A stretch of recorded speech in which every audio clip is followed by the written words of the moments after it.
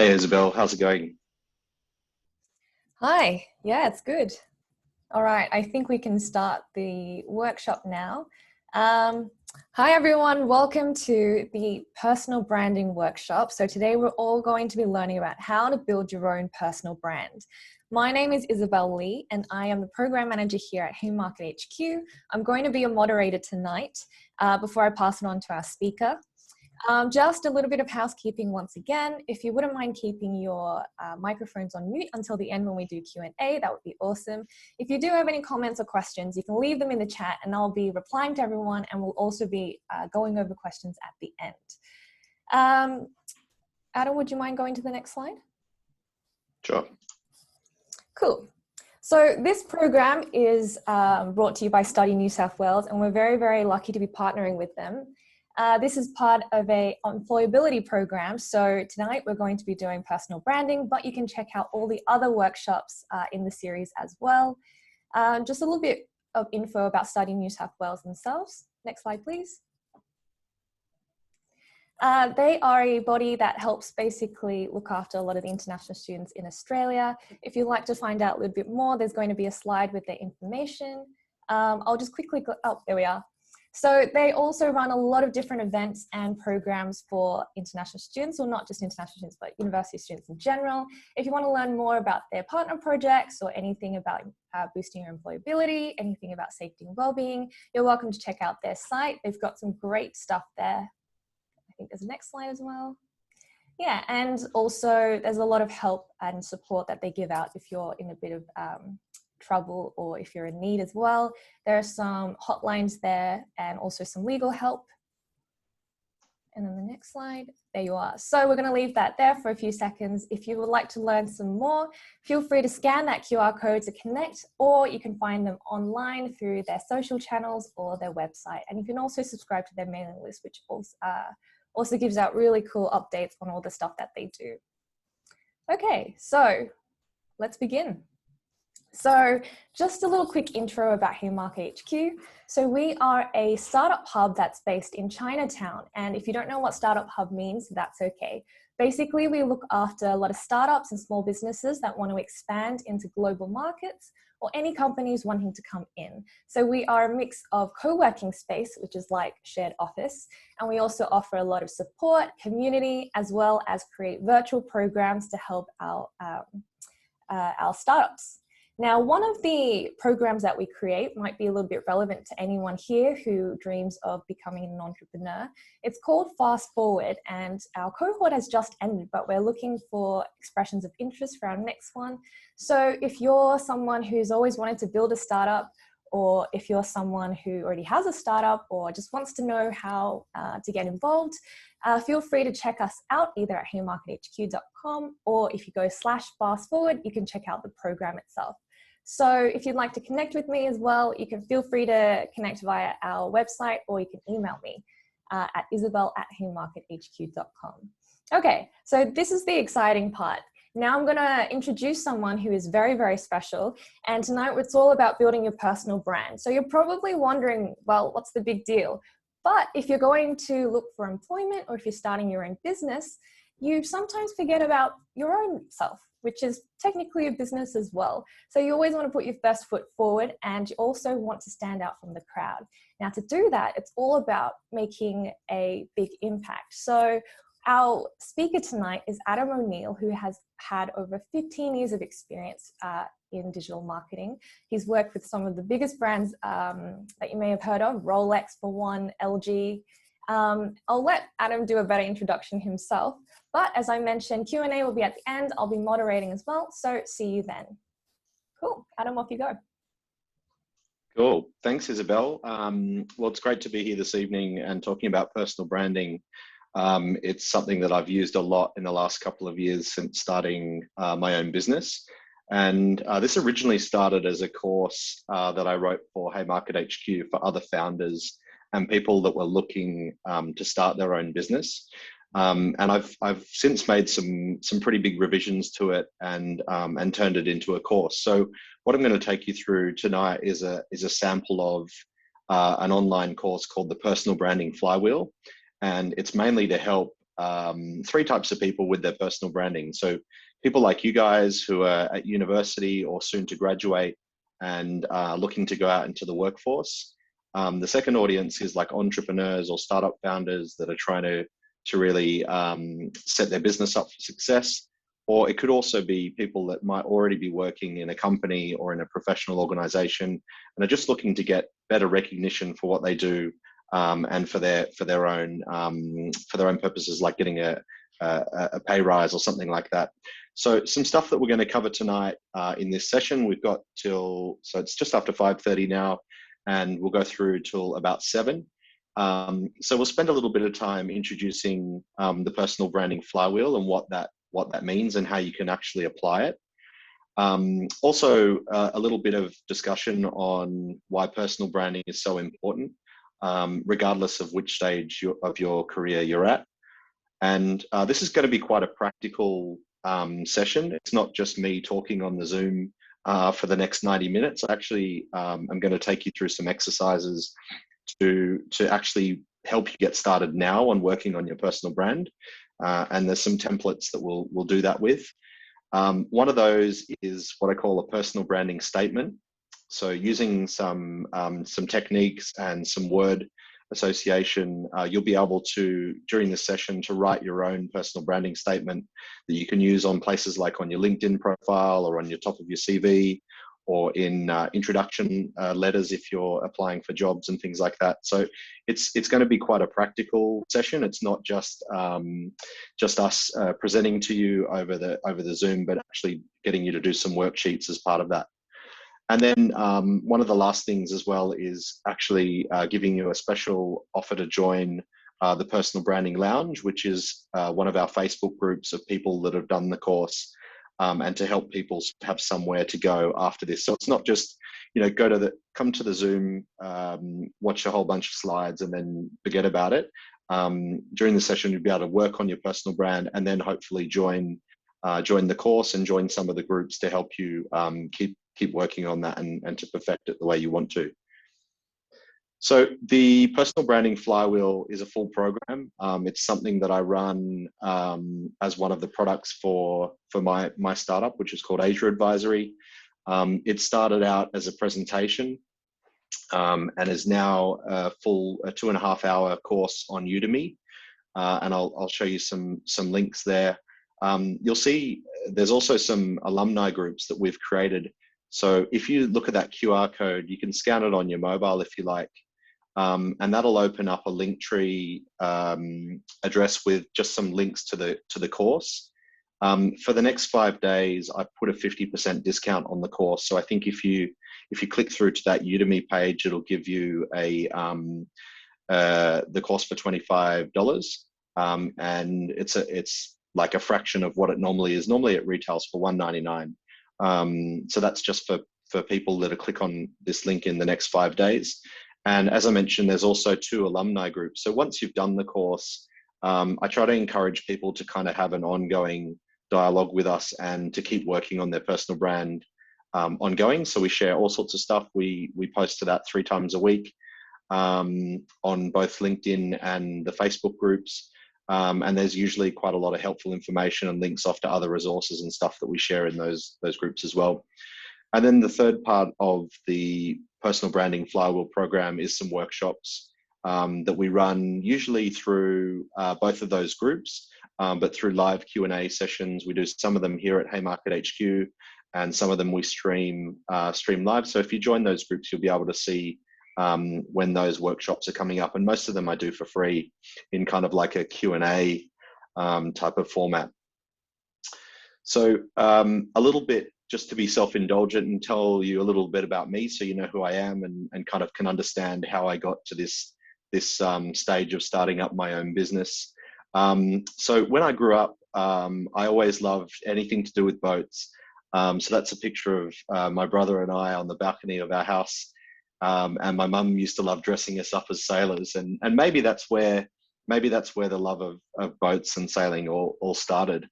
I grew up in Sydney in a little place called Clareville, which is in the northern beaches of Sydney, so quite a long way from the city. but somewhere around where that little red arrow is pointing is a little place called Clairville. And it allowed me to have a really cool life when I was growing up, because I had on one side, on the left-hand side, I had Pittwater, which was like a waterway for sailing and swimming and all that sort of stuff. And then on the other side of the peninsula, we had surfing and swimming and stuff over there too. So I kind of came from a very water-based kind of background, love sailing, love swimming and surfing. And that's probably helped define the course that I've taken throughout my life. And after school, I went to university at Macquarie in Sydney. I studied a Bachelor of Commerce in Marketing and Organisational Behaviour. So I kind of liked that because it was part marketing and part psychology. So talking about what influenced people to buy things, or how brands made people feel, was a really nice complement to the theory and the textbook sort of stuff that we learned about in marketing. From there, I went and got my first job when I graduated at an advertising agency called McCann Erickson, and a big international agency, and I worked in their Sydney offices and went through a graduate trainee program over the first couple of years and worked through a number of roles in different accounts across the business, and also another agency called Universal McCann, which was the media agency of that business. So I worked there for about 4 years after I graduated, and then I decided that it was time to go on the big overseas trip. And I had this kind of idea with my brother that I would go to the south of France in the summer and maybe work on a boat for 6 months and save up a little bit of money. And anyway, so we went backpacking around Europe and London and Amsterdam and Paris and all over Europe, had a lot of fun. And around the end of April, we went down to a place called Antibes, which is down in the French Riviera, backing onto the Mediterranean. And we saw these boats, and there were these huge boats. Like this one here is a boat called Octopus. It was 126 meters, and it was owned by one of the Microsoft co-founders. And so when my brother and I got there, we were kind of like, wow, you know, we've had this sailing experience from growing up in the beaches. We'd done some courses when we were at home in Sydney, and we thought, how are we going to get a job on one of these like big boats in the Med? So we registered with a local agent and we did the courses. We'd learned how to do the firefighting and the basic safety and sea survival. And then next minute, we got a call from the captain of this boat. And he said, hey, would you guys be interested in doing some day work? We've got 5 days worth of work, and we're going to drive you down to Marseille, and we want you to help us clean the boat. So that was really like quite a mind-blowing experience for us. You know, we'd always played around on boats growing up, but this was just a mammoth cruise ship almost, and owned by like a very wealthy American guy. We were blown away. So I thought maybe we'd do it for 6 months, and I ended up doing it for about 3.5 years and traveled all over the world, all over the Mediterranean, Caribbean, South Pacific. We even had a birthday on board for Bill Gates, as he was the co-founder of Microsoft with the owner of the boat, a guy called Paul Allen. They decided that they wanted to celebrate Bill Gates' 50th birthday on board. So I was really lucky to be able to have that experience of using some of the stuff that I'd learned in Australia, putting my CV together, submitting it to some of the agents in the south of France, and then next minute I'm working on a 126 meter motor yacht, doing all sorts of stuff and living and traveling around the world. So that was a really great time of my life. I met a lot of people from different nationalities. I shared a cabin with a Nepalese Gurkha when I first moved on there, and met some amazing people. You know, we had US Navy SEALs for security. We had 60 crew from all different nationalities from all over the world. And I think some of the stuff that I'd learned through university and through doing those courses really helped me to get along with people from all these different cultures. It was like a big city in itself in how it operated. And from there, I decided that at the end of that time, I didn't really want to come home, and I wanted to keep working in marketing. And so I moved to London. And I lived in London for almost 5 years. Initially going to a media agency where I was looking after communications planning for Unilever. So it was a global role, looking after their deodorants and shampoos and conditioners. So like think of like Dove and Rexona and Lynx and all of those brands. So we would do marketing strategy for them to work out where to put the ads, how much to spend on advertising, doing workshops, and sort of traveling between London and then out into the regions to help them roll out the campaign. So we do a lot of central marketing development in London. And then I'd spend, the next sort of 6 months traveling to and from the countries to help them to adopt those campaigns. So that was a really cool experience. Again, building on the marketing experience that I studied and learned in Australia, and being able to apply that to some global brands was really, really cool. And again, opened up sort of that work-life travel experience, which was really cool. Then after a couple of years, an opportunity came up to work on the LG electronics business. And it was a new account that came into the agency, like top 5 account, starting from scratch, with offices in 44 countries around the world. And I was the second team member to join the LG team as we were setting up that operation. So again, a really cool experience that I kind of put my hand up for and used the marketing background that I had, both from Unilever and also from my agency work in Australia, to be able to work on a new piece of business and kind of combine that digital marketing and marketing work with a bit of travel and a bit of fun as well. So I was kind of traveling back and forward every maybe 2 or 3 months between London and South Korea to have meetings with LG's senior management and their global team in Seoul. And then after a couple of years, they asked me whether I'd be interested in moving down to Korea full time. And that was the stage when I was like, well, I'm not really sure. I've been in London almost 5 years. I'm kind of ready for the next thing. I'm happy to go to Australia. But if you're going to help me to move to Korea, then, I'll give it a go and see how it works. If it doesn't like it, I'll go back to London. If not, I can always go back down to Australia afterwards. So I was given this amazing opportunity to build an advertising agency in Seoul off the back of that LG relationship. And it was a bit of a challenge. Like, we were a foreign multinational company. We had offices all over the world. We didn't have a local team in Korea. But off the back of the LG relationship, we built a very strong presence in Seoul. And I was lucky that I was the general manager there, running that office. So we built a team of about 75 Koreans, and we were looking after 50 different brands, from kind of LG through to Rolex, Red Bull, Procter and Gamble, like some really big advertising clients. And so I was sent to Seoul to go and work on these client campaigns to develop the local office. And then we had support hubs in each of the regional centers. So I was reporting back to a boss in London.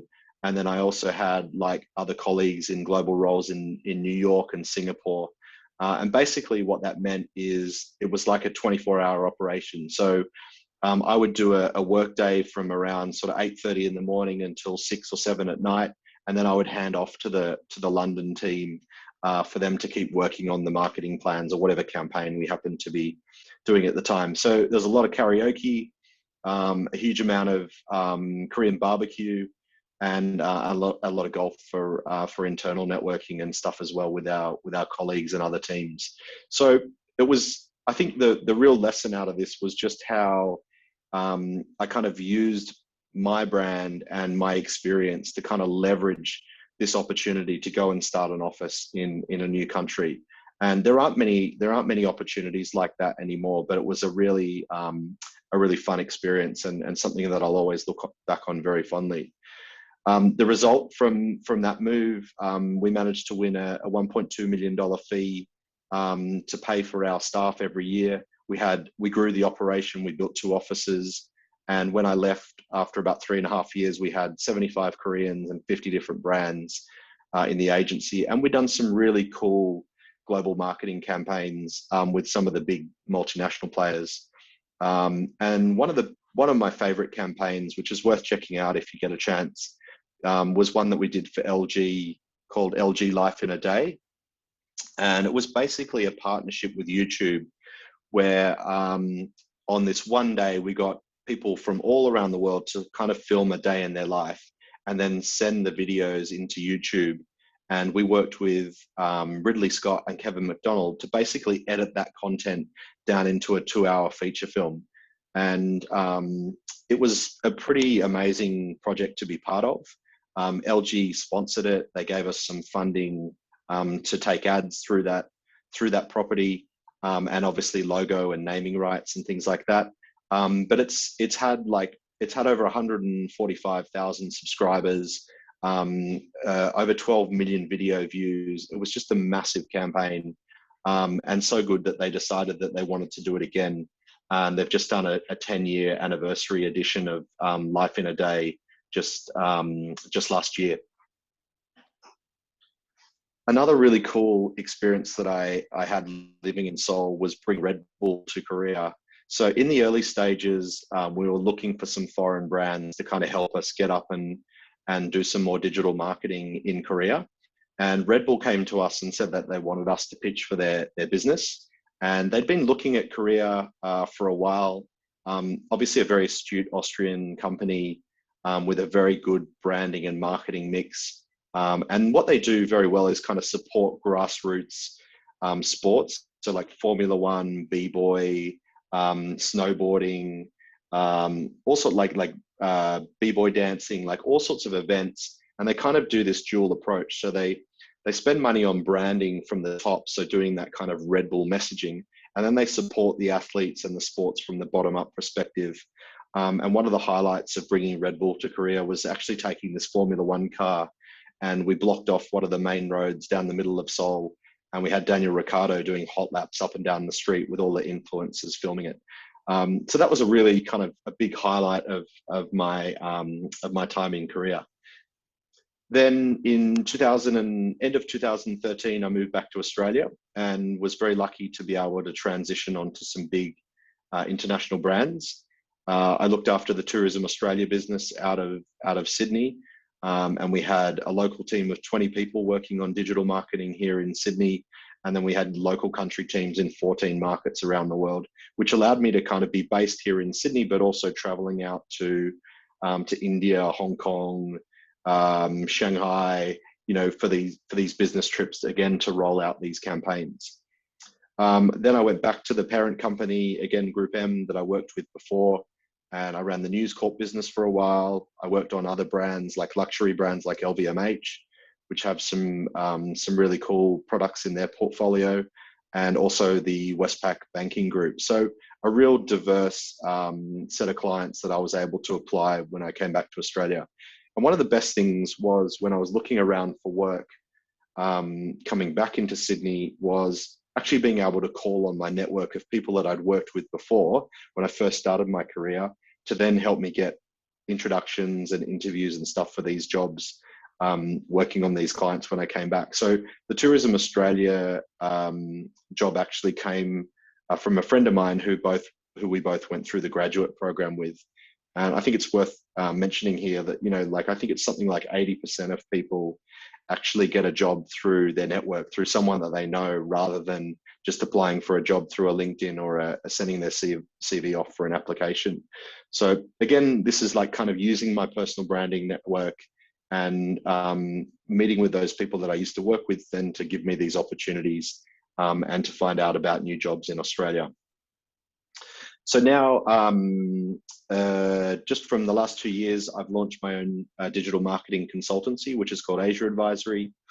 We're based here at Haymarket HQ, and we're working with a whole set of different businesses, from tourism to startups, to bakeries, to also like some teaching with General Assembly, which is an academy, a digital marketing and digital academy in the city. And so it's been able to give me like this really good base of people to work with, and a strong corporate experience to then translate into a startup experience. So if you want to find out more about me or about what we're doing, there's some links there as well to our website, obviously to LinkedIn and Twitter as well, which I put down the bottom, and also my Instagram page, which I use for a lot of photography. I love to spend a bit of time doing that for a hobby as well. It's a bit of an outlet away from work for me. So now to get into the personal branding flywheel and how does it actually work? And I called it a flywheel for a few reasons. And I kind of think of personal branding almost like a flywheel in itself. Like it's not something that you just say, oh, I'm gonna work on my personal brand for half an hour or for a day, and then that's it. I'm kind of finished and I'm done with it. It's something that you slowly invest time in, and it starts to build up momentum. And as you start to do more things around your personal brand, you'll see that momentum building, and it kind of looks like a flywheel or like a steam train starting to make way. You know, it's really hard at first, but when you start investing some time in it and keep adding to that, you'll start to see some real benefits come out of that. And it kind of looks like a flywheel. There's three parts to the process and to the program that I'll talk you through. The first bit is actually like spending a little bit of time to think about the principles of personal branding and how you will build your toolkit of what you do. So I'll introduce some new concepts around the theory of personal branding and how it works in the study section. In the next section, I call it Scribing. So that's where you'll get an opportunity to write out who you are and what you stand for, to really sort of like put that personal branding statement on a page and on a piece of paper. And then the third stage of the flywheel is about sharing that with as many people as you can. So using digital platforms like LinkedIn, like Facebook, like Medium, all these other digital platforms that we have available to us to actually share our brand and get out to as many people as possible. So this is the first part of an exercise for us to jump into, and it's just to set the standard and the kind of the where you want to go with your personal brand. And I wish somebody had taught me this back in primary school, because I probably would have written out some very different things than how I sort of discovered the path that I ended up discovering. But if you scan that QR code, it'll give you a template and just some areas you can write down some answers to these questions. So I'll give you 5 minutes to work on this. It's 6 o'clock now, and we'll take till 5 past. But if you're given a blank sheet of paper and think about the current situation you're in, whether you're studying or just about to finish uni, or you're looking to become sort of full-time in your work, write down 3 things that you could focus on to get you from where you are now and your current situation to where you want to be. Like if you had this, you know, endless opportunity to achieve your ambitions and money wasn't an option and you weren't worried about any sort of things that could hold you back, just spend a couple of minutes writing down 3 things that you want to focus on to achieve your ambitions. I'll give you till 5 past.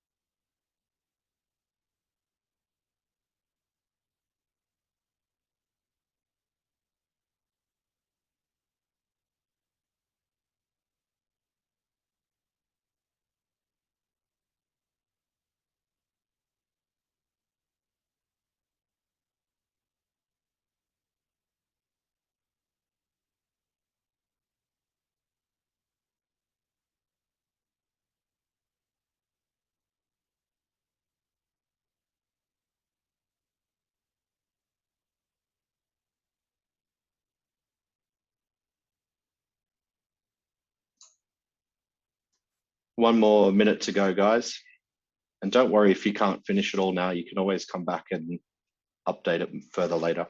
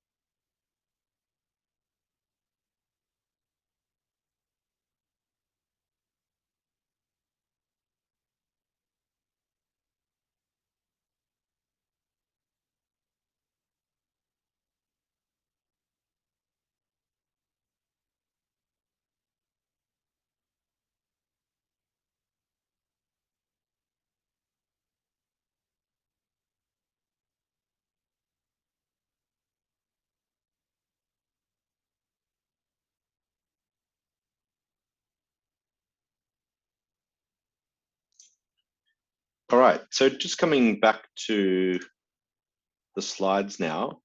So in the first stage of this, I thought it'd be worth just having a quick look about what personal branding is.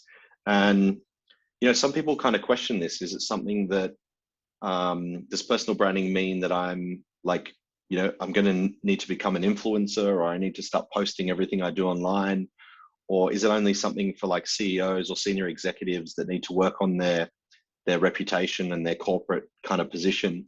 I think, personal branding, as you'll find, can apply to any stage of your career. So it's not just if you're starting out, but it can be something that you apply all the way through your professional life. And there's a quote from Jeff Bezos, which kind of sums it up well for me. And he says that like your personal brand is what other people say about you when you're not in the room. So it sounds a little bit intangible, but obviously it's like a brand, like a normal brand, right? Think about an iconic Australian brand like an airline like Qantas, and what Qantas has in value from their name. They started out as an airline, and their biggest division now is their loyalty division, and being able to sell other products off the back of their frequent flyer program. They've expanded into like money exchanges and currency and all sorts of stuff. So your personal brand is what other people say about you when you're not there. And so that can be a little bit scary, right? Like it's kind of like, well, if people are talking about me behind my back, how can I be consistent?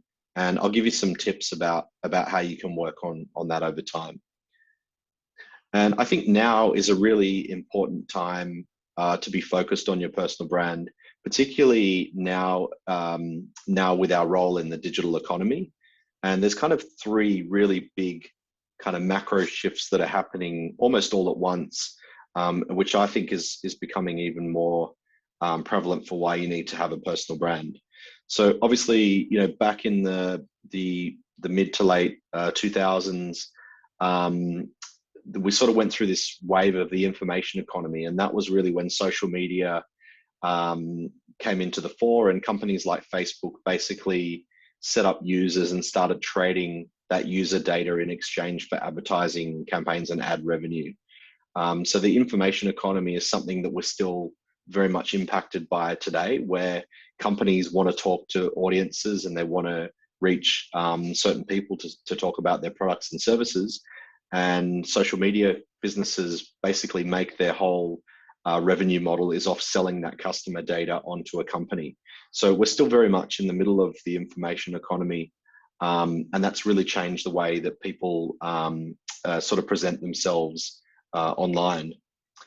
The second stage is about what I call the shared economy. And the shared economy is very much sort of tied into people sharing tangible assets. So you think of companies like Uber or Airbnb or ride sharing or share bikes or things like that. It's not necessarily about ownership of a particular asset anymore, but through a platform we can basically rent certain products and experiences. So that shared economy obviously comes with its own unique opportunities for people to work, right? So like think about how many people now work in gig economy type of roles, like for say, for example, for driving like Didi or driving for Uber or some sort of ride sharing service. They become almost like the company in their own right. So their personal brand and their reputation and their skill set and everything then comes back on them rather than working for someone else or working for a big organization. And the gig economy is a big change that we're going through at the moment, and I still think has a lot further to run. The third stage is what we call the distributed economy, and this is where we've seen the decentralization of power. And you could see this happening particularly with technology like the blockchain, and where, without getting into sort of specifics of how the blockchain works, the record of any transaction is contained in the links in the chain before it. So if I was to go and make a transaction on the blockchain, I could see all of the previous transactions before that, which means that power is not centrally controlled anymore. The ownership doesn't come from one big organization or a government or a bank. It's actually distributed across lots of different people. So again, as individuals, we become really responsible for our personal brand, who we are, what we stand for, and particularly if we're looking for, trying to get some part-time work or trying to do something online or working in the gig economy or even working as a freelancer or that type of model. The pressure's taken from the person working for a company, and it all comes back to you and your personal brand and your reputation and how you work. So these big trends like are quite macro, big sort of trends that we're seeing, but it also influences how you portray yourself and how you are able to seek work and kind of adjust for that way of representing yourself. So why do I think personal branding is important? So beyond those kind of macro trends, I think it can help give you a sense of purpose and kind of a sense of direction. So, if you spend a little bit of time curating your personal brand, it could help you understand where you're going and where you currently are and where you want to be, and maybe a path of how to get there.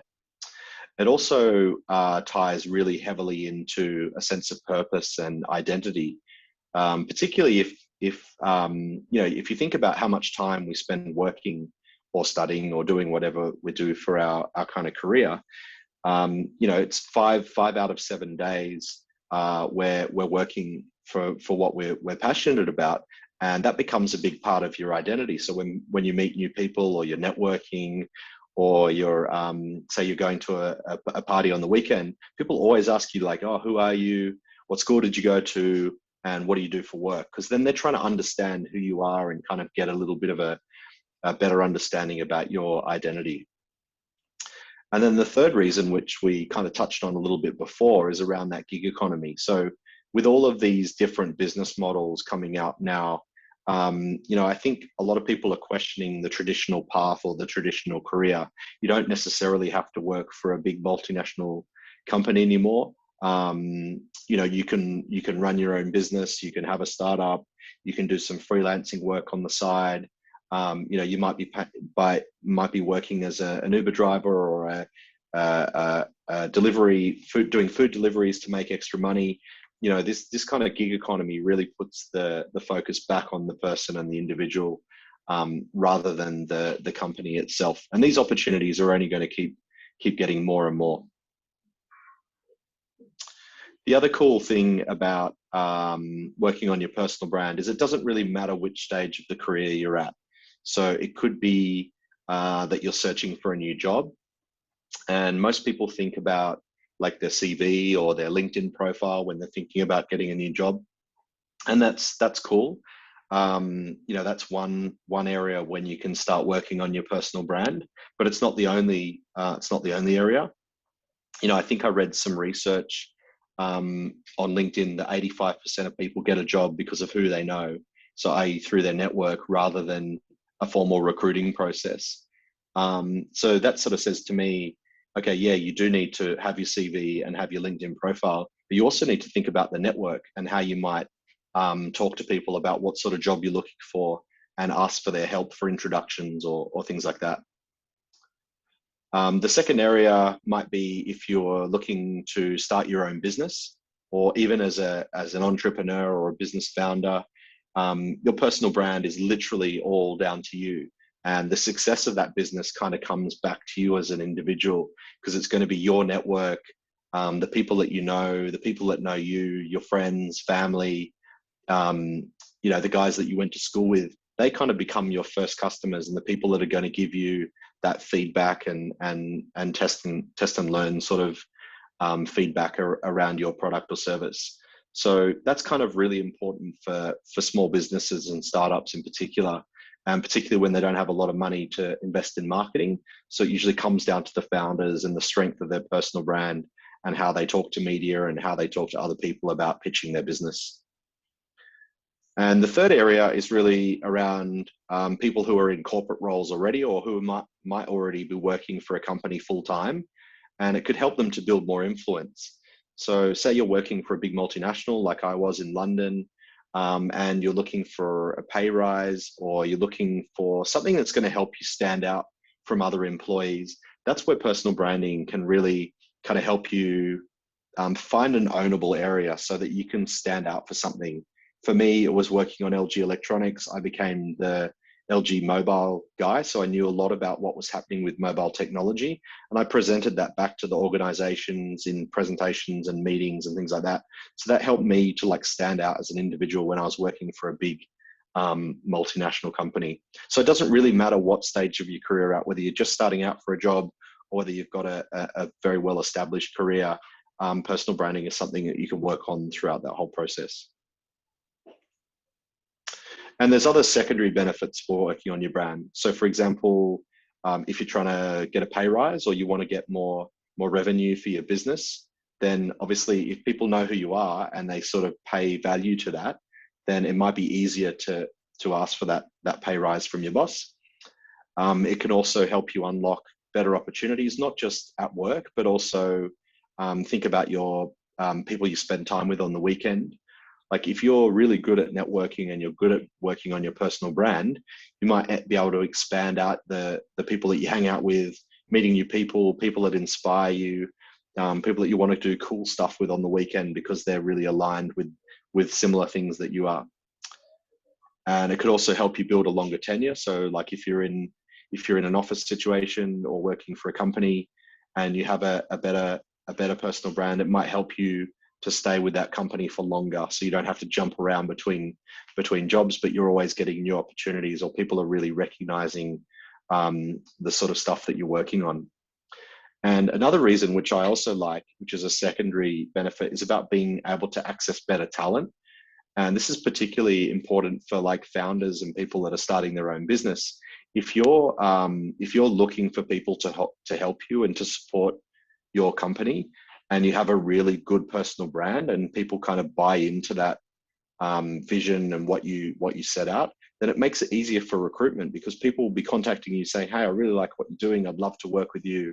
Here's my CV. Can I come in for a chat? So it can help you to kind of grow your business and grow your the people that work in your team, outside of those traditional sort of models. And the last idea, which I really like, is about being able to get better buy-in for your ideas. And this is really important if you're working in teams and groups of people. So if you're kind of perceived as being open-minded and a bit more innovative and a bit more creative with your ideas and your thought processes, this will really help your personal brand, and it'll help people like kind of adopt the stuff that you want to get excited about and the help that you need for delivering on projects.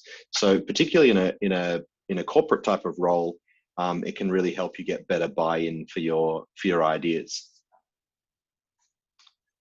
And I love this quote because it's like, it kind of gives you a sense of purpose. We've had a lot of things like taken away from us in the last year or so. We had the freedom of movement was kind of restricted. We couldn't travel overseas. We had limited ability to go and spend time with friends and family and loved ones. So that sort of brought on a lot of anxiety for a lot of people, and being trapped at home. You know, a lot of people I know, particularly in the travel industry, lost their jobs or just literally had like work taken away from them overnight when the travel bans and restrictions came in. So I think this is where personal branding is quite positive, because it's something that you can take control of and can actually spend some time to kind of work on and map out, and give you sort of a sense of ownership again about who you are and what you believe. So it's definitely something that's completely within your control, to take ownership of and turn some of those negatives into a bit more of a positive. And a classic example of someone who's done that is Arnie. Like, you know, he's really stood out as someone who has really carved his own path. He's not like anyone else that I know, and he's managed to carve out a very, very successful career for himself, despite some really quite big obstacles. So there's a case study that I've got around Arnie. I think it's a really interesting story. So he started out, he was born in Austria in 1947 into a very small family, and his dad was the chief of police and his mum was like a homemaker. And the idea was that, you know, that he would take his father's career path and become a police officer. And he grew up in this really strict family, and he started bodybuilding at age 14. And he chose that over soccer because everyone else was playing soccer, and he really liked bodybuilding. And he'd seen it on the TV, and he'd seen these competitions over in the US. And he decided that you know, he didn't want to play soccer and he didn't want to be a policeman like his father. He wanted to focus on bodybuilding, and he went through military service. And in 1965, that was compulsory for everyone who grew up in Austria. And he entered the Junior Mr. Europe competition, and he won that competition. And from there, he went on to live in London, and he started training more, and he was going to the gym, and he got a mentor, and he got a personal trainer to help him with his workouts. And at the age of 20, he became the youngest man to win Mr. Universe. And he loved those kind of John Wayne movies. That's where he got that inspiration from. And at 21, a year later, he moved over to the US. And he got to the US, and this is where he's sort of like, you know, he had this vision about what he saw this life of independence and freedom like over there. And he kind of had this opportunity to really create a brand for himself and go and do what he wanted to do. So he was working out in the gym, and he made a few mates in the gym, and he was doing these Mr. Universe competitions, and he went on to win like seven Mr. Universe competitions, something crazy. And he needed money to like pay for that, right? So he started his own construction company, building fireplaces and brick walls in LA for the mansions to pay for his gym membership and to pay for the entries into these Mr. Universe competitions. And so he'd done that like for a while, and he'd gone back and forth, and he was like, oh, I want to do something more. Like at this stage, he was getting some English lessons to work on his accent. And he said, you know, this is the land of opportunity. I want to become an actor. And he went and interviewed for a lot of roles, and he talked to producers, and they all laughed at him and like, look at you, man, like you're like the Hulk, like nobody would want you in a film. You know, everybody's about the small dudes like Danny DeVito and those actors that are Dustin Hoffman and those kind of geeky small dudes. Like you look like a beast, man, like you're never going to get a role. And he kind of took that on the chin and said, well, that's not what I think. And he worked really hard on his English, and he worked on his elocution lessons, trying to pronounce his words better. And he landed his first role in a movie called Hercules. And that was just the first of many movies that he did. And he kind of like used that bodybuilding persona and that brand that he'd built for himself to be able to transition into acting, and to make that part of his career. So I think after Hercules, he started in like Commando, he was in Terminator, Predator, and he started doing all these like sci-fi films. He did a few other ones like Total Recall, and then some family stuff as well, like Twins and Kindergarten Cop and that kind of stuff. So he really trying to transition from being a bodybuilder into an actor, but playing on that personality and playing on that persona that he built as Mr. Universe. And then he was always interested in American politics, and he used to watch Richard Nixon talk on the TV. And at one stage, he decided that he was going to throw his hat in the ring and apply to be the governor. And he actually got elected in 2003 and was the governor of California. Some people called him the governator. And he went on and ruled for 2 terms, which is the longest term that any governor has had in California. So a full thing of 8 years. And he was helping people and doing all that stuff. So like, what an amazing transition and brand that he's built for himself, and been able to go all the way from kind of bodybuilding through to politics.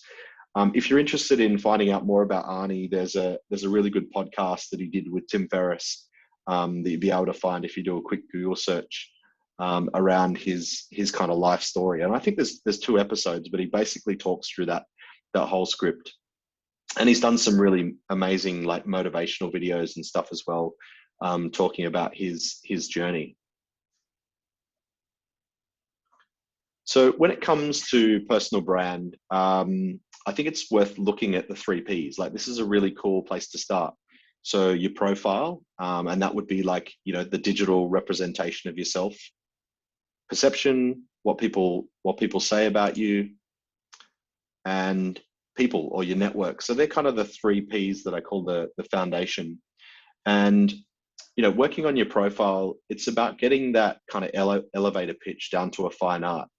So for example, my name is Adam and I help people to with digital marketing to get customers from Asia.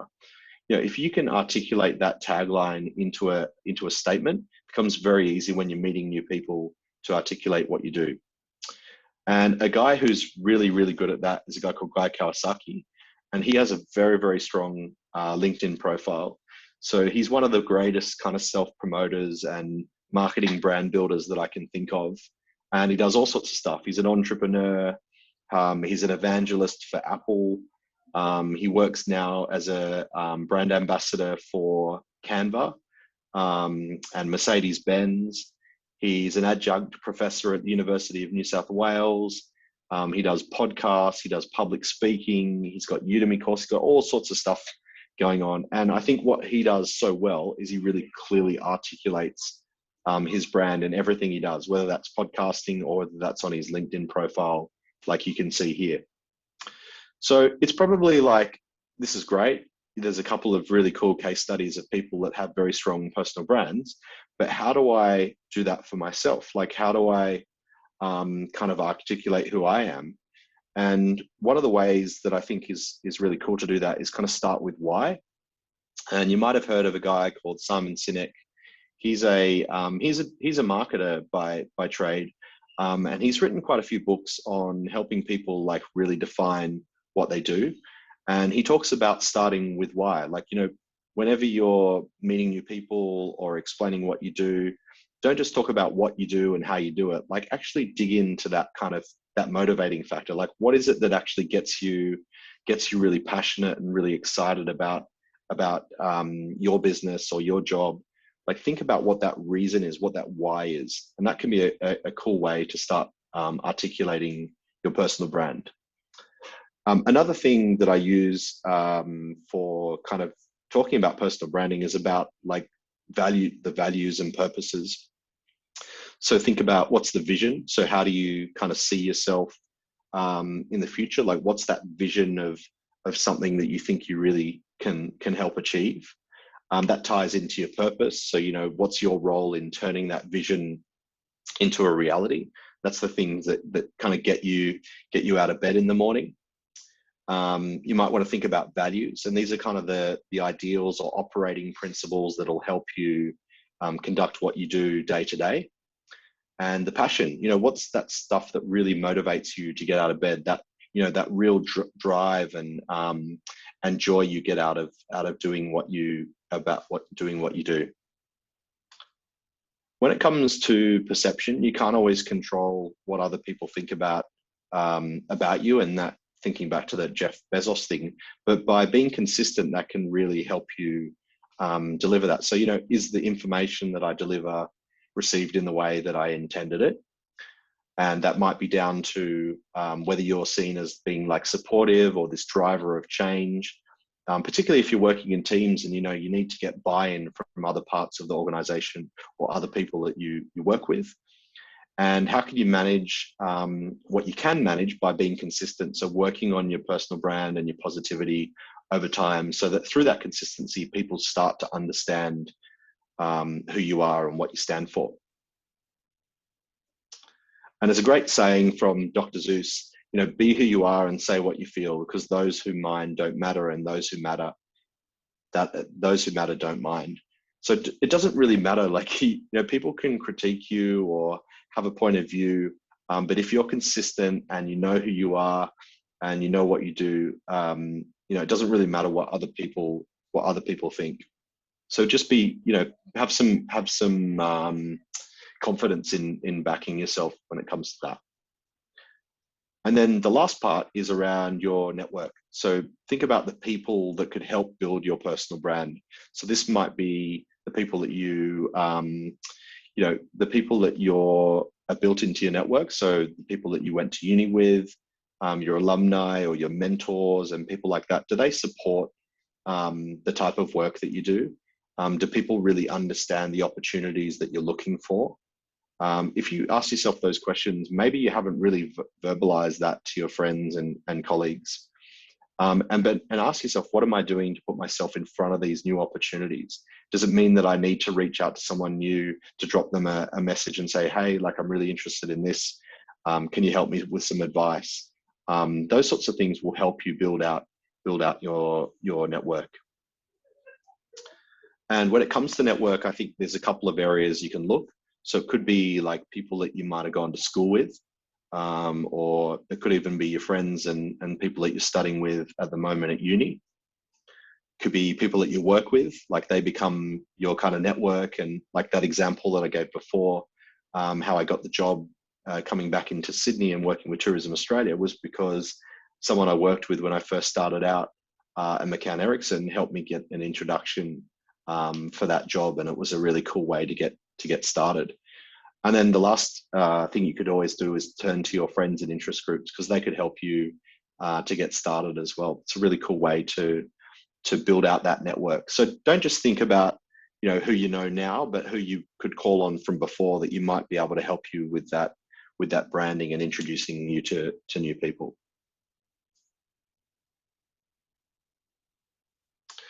So now that we've kind of gone through like all the theory and the why personal branding is important and the areas that you can use to kind of define your personal brand, there's a little exercise we can do now to kind of scribe what our personal branding statement looks like. And this is something that you can use for your LinkedIn profile or for when you're meeting new people for the first time. And it's about defining what you're good at. You know, there's words, and using these like little word templates and word plays, we'll be able to pull some stuff out to really craft that statement. So it could be a combination of like technical skills, interpersonal skills, and leadership skills. And when you put them all together, that's when you get to your genius zone and what you're really known for. And the thing I like about this is it can be transferable. So, you know, often people ask me like when they came from one job and they're looking to go into another career. So for example, I started out in retail and I worked in a cafe, and now I'm trying to get a job as an accountant in a bank. Like how am I able to transfer those skills? Well, think about the customer service skills that you learn. Think about like the process driven skills that you learn about methodology and writing things down and having a process about doing something. All of those skills are transferable. So don't discount any type of industry experience from being able to transfer and help you to get to that role that you want to get to. So it's just a bit of a list here. I'm not going to run through all of these, but like when you think about interpersonal skills, that could be anything. It could be like communication, teamwork, values, coaching, problem solving. You know, you start to get all of these like little finer skills that you've been working on can help you to articulate that statement. So I've got a template that'll help us now. This one's going to take about 10 minutes to do. And then after we get to the end of this, we'll do some Q&A. So if you've got any questions as we're going through, don't forget to drop them into the comments. But I'll give you this template. So if you scan onto this QR code, you can either make a copy of the document or you can download it. But I'll flash it up on screen at the same time, so I'll talk you through it. So just give you a couple of seconds, either take a photo of that QR code or use your phone to open it up. And it should open up a PDF file.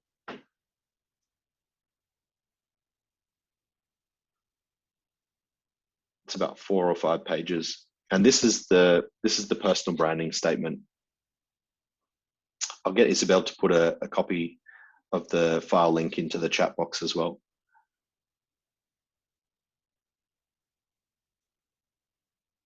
So basically, we're going to use some templates to really come up with that personal branding statement. So if you had to describe yourself in a word or a single phrase, like think about what that word might be. Only one word. Like, you know, is it I'm a student, or I'm a doctor, or I want to be an accountant? Try and think about that word that really describes who you are or where you want to go.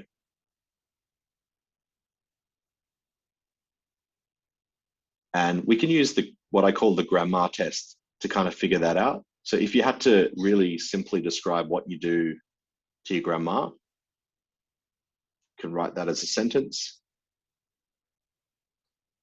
And the audience, like who benefits from what I do? Is it customers or colleagues, other students, the government?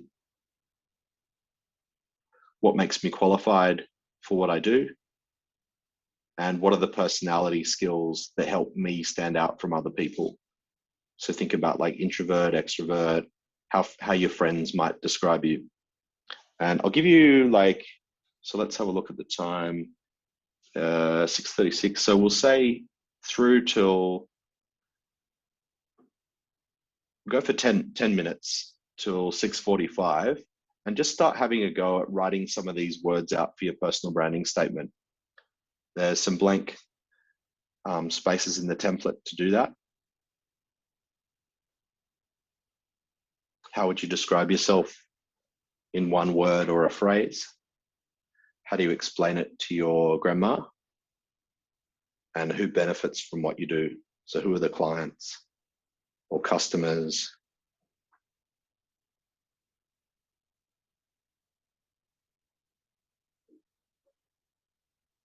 What makes you qualified? So it might be, you know, what you've studied or the years of experience that you've got, or a difficult situation that you've been able to face. Personality strengths, so what helps you stand out from others in the industry, and perhaps some career highlights as well.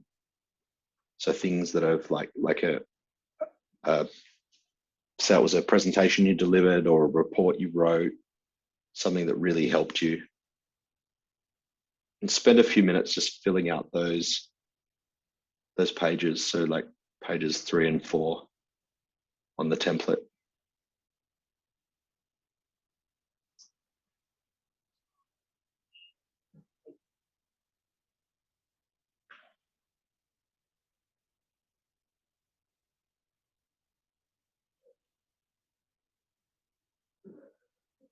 It's the link again if anyone needs it.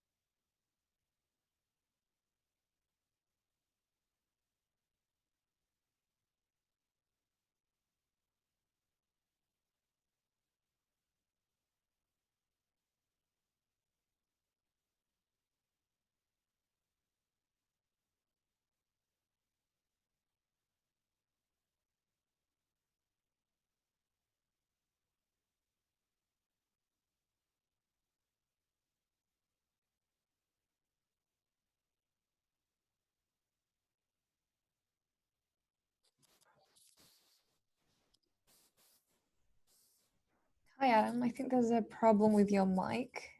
You're not muted, but we can't hear you at the moment. Can you hear me now? Oh, there we are. You're back. Ah, cool. So did you catch any of that? No. No. Okay. So just going to read some questions out from the chat. Somebody said they're not really sure about the keywords, like where to focus on. They have a lot of generalist experience, but not sure about how specialized you could be. Maybe just use some of the adjectives of ways that you've worked with people in the past. So for example, if you worked in a cafe, you're responsible for customer service, think about like some themes around that and use those keywords to put into the template. It doesn't have to be, really specific, like occupation driven keywords. It could be quite general, but there's a few in there in the template that you can use as a starting point. Had another question around what are the qualities and personality pointers to include in the elevator pitch? Well, an elevator pitch really is quite short. Like if you only have a chance to talk to someone for a couple of minutes, you want to be really succinct about what you're going to say. So the thing I like to use for that template is like, my name is, and I ... and kind of fill in that space. And that way you've got a really simple kind of 2-sentence structure about how you introduce yourself and what you do. And I think it's more like, if you can really cut that down to 1 to 2 sentences, it makes that elevator pitch a little bit easier.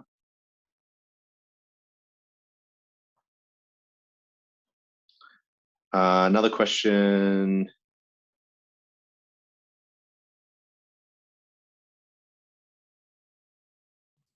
There's a question here about what about people coming from different cultures and you don't know anyone here. Do you have any tips or advice for them?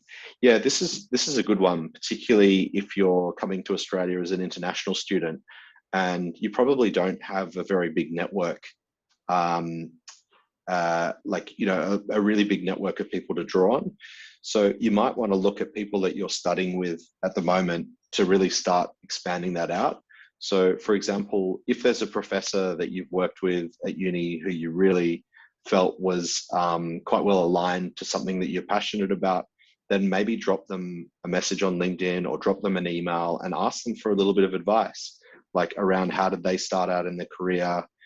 Do they know anyone who's working in this particular field that they would recommend? Are there any books that they would suggest reading? That could be a really good way to get you to start kind of building out that network and finding out about new people. So I think don't be afraid to like do what I call is kind of like punching up. So it's not just about connecting with people that you already know, but sending messages through platforms like LinkedIn to connect with people who you think might be able to help you, or who might be able to give you some advice about an area that you want to get into. So hopefully that kind of answers your question.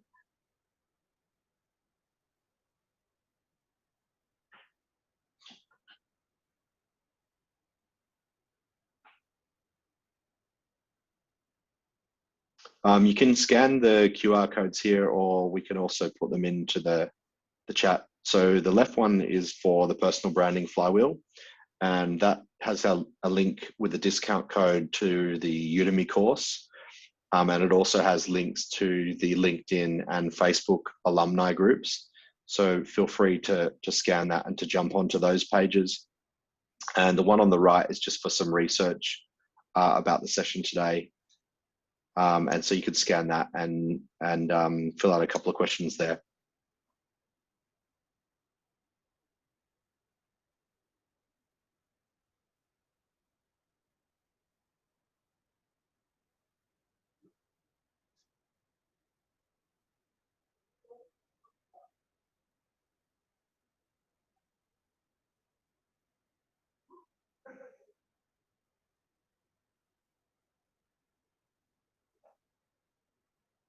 A few people have asked if I'm going to share the slides.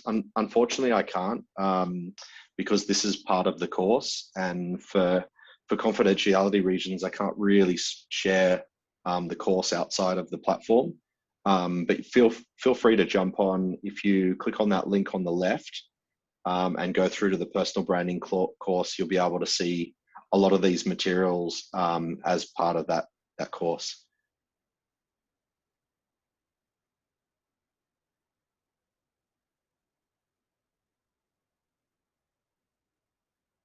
Yeah, we had another, not so much a question, but feedback around writing a pitching statement.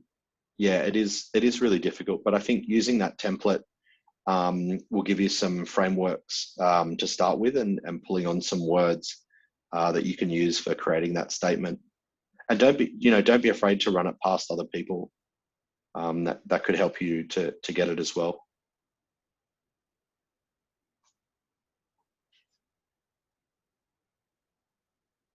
Isabel, are there any other questions that you think might be worth addressing? I think you've answered all of them in the chat. We've still got a few more minutes to go. So if anyone actually has any questions and they'd like to jump on stream, feel free to do so. You can unmute yourself and then just ask the question. I have a question for you, Adam. A personal brand. What if you're actually interested in various things and you feel like you have almost too wide a personal brand? What do you do in that case?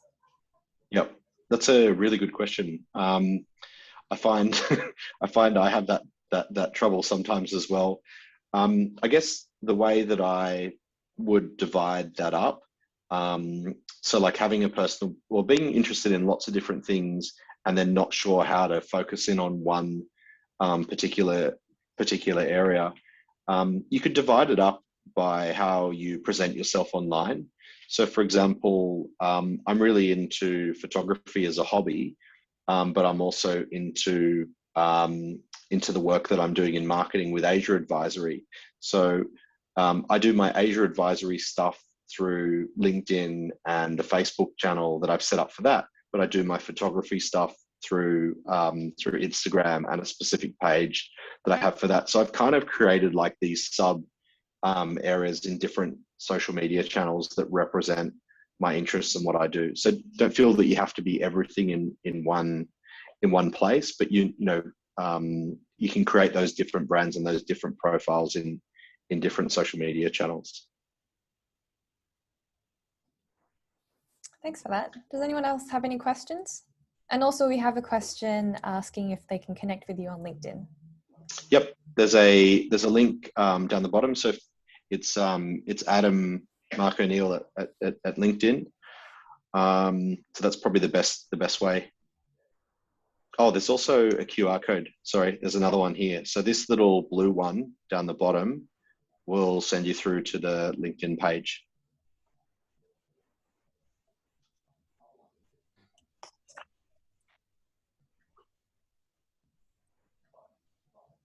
Anyone got any last questions to jump in? No question, but thank you very much for all the tips. Yeah, you're welcome. You're welcome. I hope you enjoyed it. And yeah, please feel free to leave some feedback on this page over to the right. And if you want to find out more about personal branding, jump on this page on the left, and we've got a link to the course with a $25 discount for the next 5 days, and also links to the Facebook and LinkedIn personal branding groups as well. So it could be good for following those chats and being able to connect with more people. Yeah, okay. fantastic. I will. Thank you so much. Welcome. Thank you so much. It was indeed a very good session. Thank you for Thank the feedback. you. Thanks, All right. guys. Thanks. Thank you. Bye-bye. Cool. I guess this wraps up our session today. Thank you so much for coming to the workshop on personal branding. As mentioned, if you'd like to connect with Adam, his LinkedIn and Twitter is down the bottom. But of course, one other way is to go directly to the personal branding Flywheel, which you can just scan over there. I definitely recommend it. Basically, it's this session, but just 100 times better. And you'll get a perfectly good personal brand at the end of it. So thank you so much for joining. There's a few more events coming up as well in this employability series. So make sure you check them out, as well as the other ones by Haymarket HQ. If you're interested in beefing up your LinkedIn page, we have a workshop coming up in a few weeks solely on how to develop a good LinkedIn presence and to reach out to how to do outreach to companies that you'd like to join. So that will also be another practical session. And then later on, we'll have one on how to do networking and mentoring, which ties in very well with your personal brand and LinkedIn page. Cool. Anyways, I'll see you all. And thank you once again for joining us. Make sure to get all of the resources as well, because those are really useful for you and you're allowed to keep them. Cool. Thanks very much, guys. Bye. Catch you later. Thanks a bunch, Adam. Bye-bye. Cheers, guys. Bye-bye. Thank you so much. Thanks.